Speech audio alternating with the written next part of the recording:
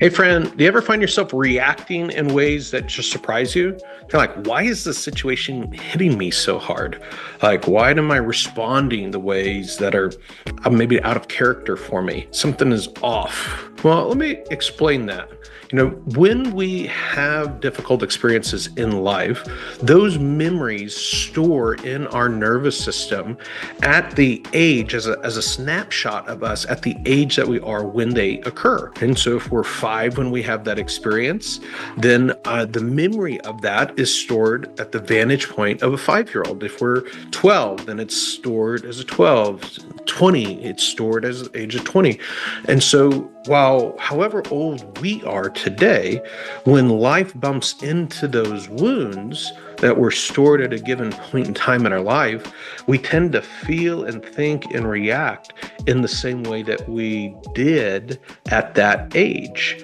Like, that's how the memory works. So when that gets activated and comes online, we're really operating out of a much younger part of ourself. And so it can cause us to show up in ways that are really different than how we navigate the rest of our life. What we can do with that is understand that part coming forward as a part of us that's wounded, that really is crying out to find healing, right? That God designed us that when we have experiences that we don't have the resources to work through at a given point in time of our life, that it stores in this way in our nervous system, which then gives us the opportunity to be able to work through that at a later point in time. So it's a gift from God and a very hopeful thing that we're not permanently stuck with the wounds that we experience at an earlier stage in our life. We carry them around with us with the hope and anticipation of being able to find healing at a later point in life. So when you find yourself